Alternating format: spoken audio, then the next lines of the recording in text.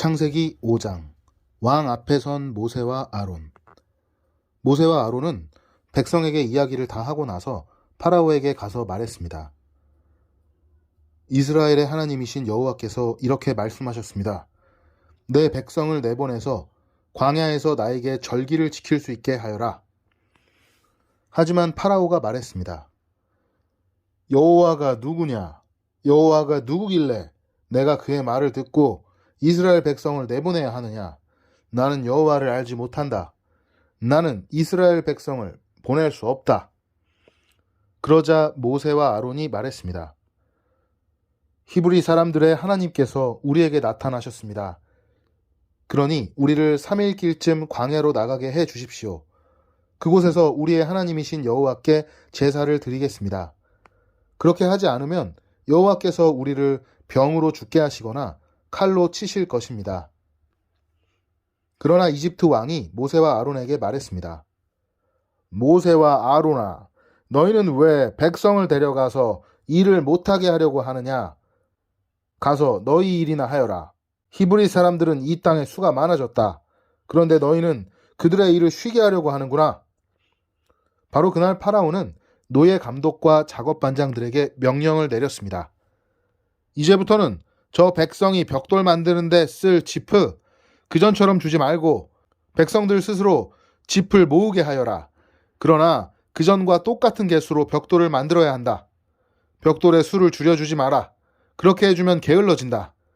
그들이 우리 하나님께 제물을 바칠 수 있게 해주십시오 라고 말하는 것도 다 게을러졌기 때문이다.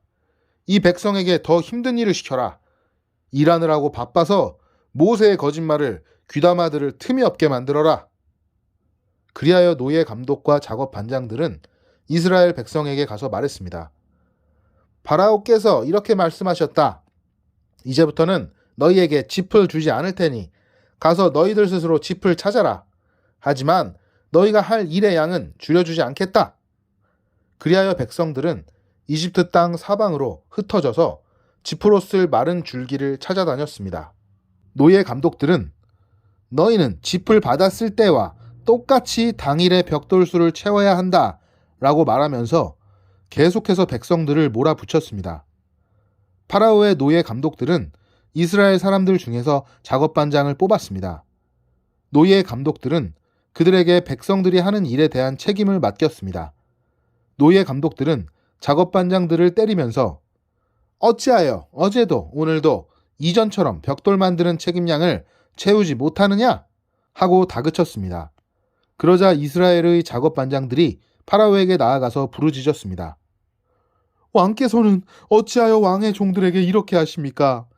어찌하여 집도 주지 않으면서 벽돌을 만들라고 하십니까? 보십시오. 왕의 종들은 얻어맞고 있습니다. 그러나 잘못은 왕의 백성에게 있습니다. 파라오가 대답했습니다. 너희들은 게으르다. 정말 게으르다. 너희가 일하기 싫으니까 이곳을 떠나 여호와께 제물을 바치러 가자고 그러는 것이다. 당장 돌아가서 일을 하여라. 너희에게는 짚을 주지 않겠다. 하지만 너희는 그전과 똑같은 수의 벽돌을 만들어야 한다. 이스라엘의 작업반장들은 매일 그전과 똑같은 수의 벽돌을 만들어야 한다는 말을 듣고 이제 큰일 났구나 하고 생각했습니다. 그들은 파라오를 만나고 돌아가는 길에 모세와 아론을 만났습니다. 모세와 아론은 그들을 기다리고 있었습니다. 작업반장들이 모세와 아론에게 말했습니다. 여호와께서 당신들을 내려다보시고 심판하시기를 바라오. 당신들 때문에 우리가 파라오와 그의 신하들에게 미움을 받고 있어. 당신들은 파라오와 그의 신하들이 우리를 죽이도록 그들의 손에 칼을 쥐어준 거나 다름이 없소. 하나님께 불평하는 모세. 그러자 모세가 다시 여호와께 와서 말했습니다. 주님, 어찌하여 주님의 백성에게 이런 고통을 주셨습니까? 도대체 무엇 때문에 저를 이곳에 보내셨습니까? 저는 파라오에게 가서 주님께서 말씀하라고 하신 대로 말했습니다. 하지만 그때부터 그는 백성을 더 괴롭히고 있습니다. 그런데도 주님께서는 백성을 구해주지 않고 계십니다. 6장. 여호와께서 모세에게 말씀하셨습니다. 이제 너는 내가 파라오에게 하는 일을 보게 될 것이다. 내가 큰 능력을 보여주면 파라오는 내 백성을 내보낼 것이다. 나의 능력을 보고 파라오는 내 백성을 자기 나라에서 쫓아낼 것이다. 하나님께서 또다시 모세에게 말씀하셨습니다. 나는 여호와이다. 나는 아브라함과 이삭과 야곱에게 전능한 하나님으로 나타났으나 내 이름을 여호와라고 알리지는 않았다. 나는 또 그들과 언약을 세워서 그들이 나그네처럼 살고 있던 가나안 땅을 그들에게 주겠다고 약속했다.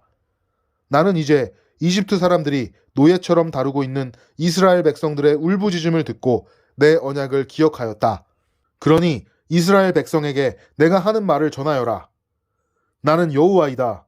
나는 이집트 사람들이 너희에게 강제로 시키는 힘겨운 일에서 너희를 구해줄 것이다. 큰 능력으로 너희를 이집트 사람들의 노예 생활에서 풀어주어 자유로운 몸이 되게 할 것이다.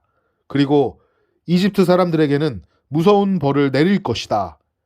나는 너희를 내 백성으로 삼고 너희 하나님이 될 것이며 너희는 내가 너희 여호와 하나님이라는 것을 알게 될 것이다. 나는 이집트 사람들이 너희에게 강제로 시키는 힘든 일에서 너희를 구해낸 너희의 하나님이다. 내가 아브라함과 이삭과 야곱에게 손을 들어 약속했던 땅으로 너희를 인도하리니 나는 그 땅을 너희에게 줄 것이다. 나는 여호와이다. 그리하여 모세는 이 말씀을 이스라엘 백성에게 전했습니다. 그러나 그들은 용기를 잃어버린 데다가 너무나 고된 노예 생활을 했기 때문에 모세의 말을 들으려 하지 않았습니다. 여호와께서 모세에게 말씀하셨습니다. 가서 이집트 왕 파라오에게 이스라엘 백성을 이 땅에서 내보내야 한다고 말하여라. 그러나 모세가 대답했습니다. 이스라엘 백성도 제 말을 들으려 하지 않는데 하물며 파라오가 제 말을 들을 까닭이 있겠습니까?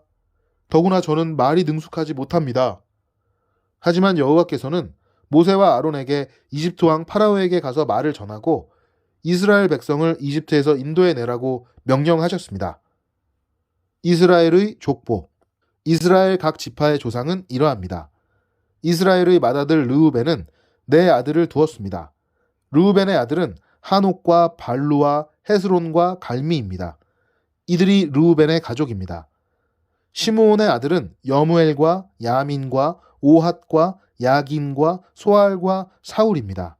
사울은 가나안 여자의 아들입니다. 이들이 시므온의 가족입니다. 레위는 137살까지 살았습니다. 레위의 아들 이름은 순서대로 게르손과 고핫과 무라리입니다. 게르손은 두 아들을 두었는데 그 이름은 림니와 시므이입니다. 이들에게는 다 자기 가족이 있었습니다. 고핫은 133살까지 살았습니다. 고핫의 아들은 아므람과 이스할과 헤브론과 우시엘입니다. 무라리의 아들은 마을리와 무시입니다. 족보에 따르면 이들은 레위의 가족입니다. 아므람은 자기 아버지의 누이인 요게벳과 결혼했습니다. 요게벳은 아론과 모세를 낳았습니다. 아므람은 137살까지 살았습니다. 이스할의 아들은 고라와 네벡과 시그리입니다. 우시엘의 아들은 미사엘과 엘사반과 시드리입니다. 아론은 엘리세바와 결혼했습니다. 엘리세바는 암미나답의 딸이며 나손의 누이입니다. 엘리세바는 나답과 아비후와 엘르아살과 이다마를 낳았습니다. 고라의 아들은 아실과 엘가나와 아비아삽입니다. 이들은 고라의 가족입니다. 아론의 아들 엘르아살은 부디엘의 딸과 결혼했습니다. 부디엘의 딸은 비느하스를 낳았습니다. 이들은 레위 집안의 조상들입니다. 바로 이 아론과 모세에게 여호와께서 이스라엘 백성을 이집트 땅에서 각 무리대로 인도해 내어라 하고 말씀하셨습니다. 또한 이집트 왕 파라오에게 가서 이스라엘 백성을 이집트에서 내보내라고 말한 사람 역시 모세와 아론입니다. 다시 모세를 부르시는 하나님. 여호와께서 이집트 땅에서 모세에게 말씀하셨습니다. 나는 여호와이다. 이집트 왕 파라오에게 내가 하는 말을 다 전하여라. 모세가 여호와께 대답했습니다. 저는 말을 잘 할 줄 모릅니다. 그런데 어찌 파라오가 제 말을 들으려 하겠습니까? 7장. 여호와께서 모세에게 말씀하셨습니다. 나는 너를 파라오 앞에서 마치 하나님과 같게 할 것이다. 그리고 내 형 아론은 너를 위해 대언자가 될 것이다. 내 형 아론에게 내가 너에게 명령한 모든 것을 말해 주어라. 내 형 아론은 파라오에게 이스라엘 백성을 그 땅에서 내보내라고 말할 것이다. 그러나 나는 파라오의 고집을 그대로 두고 이집트 땅에 많은 기적을 일으킬 것이다. 그럼에도 파라오는 내 말을 듣지 않을 것이다. 그때 내가 더 큰 능력으로 이집트에 무서운 벌을 내리고 그런 다음에 내 백성 이스라엘을 강무리대로 이집트 땅에서 인도해낼 것이다. 내가 나의 큰 능력으로 이집트에 벌을 내리고 이스라엘 백성을 그 땅에서 인도해낼 때에야 비로소 이집트 사람들은 내가 여호와인 줄 알게 될 것이다. 모세와 아론은 여호와께서 명령하신 대로 했습니다. 모세와 아론이 파라오에게 말을 했을 때 모세의 나이는 80살이었고 아론의 나이는 83살이었습니다. 뱀으로 변한 지팡이. 여호와께서 모세와 아론에게 말씀하셨습니다. 파라오가 너희에게 기적을 요구할 것이니 그러면 모세는 아론에게 지팡이를 파라오 앞에 던지라고 말하여라. 그 지팡이가 뱀으로 변할 것이다. 그리하여 모세와 아론은 여호와께서 명령하신 대로 파라오 앞으로 나아갔습니다. 아론은 자기 지팡이를 파라오와 그 신하들 앞에 던졌습니다. 그러자 지팡이가 뱀으로 변했습니다. 그때 파라오도 자기의 지혜로운 자들과 마술사들을 불렀습니다. 이집트의 마술사들도 마술을 부려 똑같은 일을 했습니다. 그들이 자기 지팡이를 땅에 던지자 그 지팡이들이 뱀으로 변했습니다. 하지만 아론의 지팡이가 그 뱀들을 잡아먹었습니다. 그러나 파라오는 고집을 부리며 모세와 아론의 말을 듣지 않았습니다. 여호와께서 말씀하신 그대로였습니다. 첫 재앙, 물이 피로 변하다. 여호와께서 모세에게 말씀하셨습니다. 파라오는 고집이 세서 백성을 내보내려 하지 않는다. 아침에 파라오가 나일강으로 나올 것이니 너는 가서 강가에서 그를 만나라. 뱀으로 변했던 지팡이를 가지고 가거라. 그에게 이렇게 말하여라. 히브리 사람들의 하나님 여호와께서 나를 왕에게 보내셨습니다. 주님께서 내 백성을 광야로 보내서 나를 예배할 수 있게 하라고 말씀하셨지만 지금까지 왕은 이 말씀을 듣지 않았습니다. 그러므로 여호와께서 이 일로 그분이 여호와라는 것을 왕에게 알게 할 것이라고 말씀하십니다. 보십시오. 내 손에 있는 이 지팡이로 내가 나일강에 물을 치겠습니다.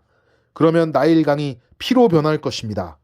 강의 물고기들은 죽고 강물에서는 냄새가 나서 이집트 사람들이 나일강의 물을 먹지 못하게 될 것입니다.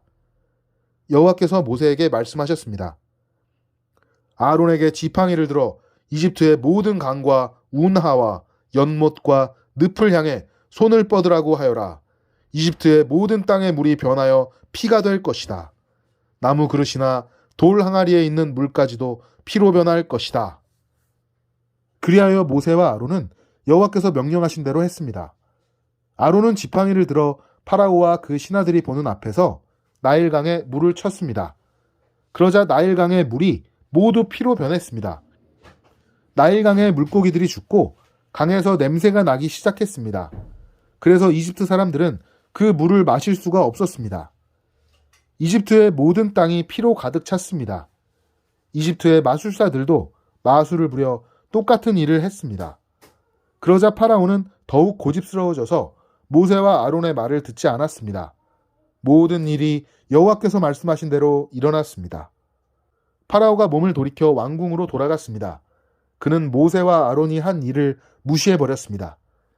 이집트 사람들은 나일강의 물을 마실 수가 없었습니다. 그래서 모든 이집트 사람들은 마실 물을 얻기 위해 나일 강가에 우물을 팠습니다. 여호와께서 나일강의 물을 피로 변하게 하신 지 7일이 지났습니다. 아멘.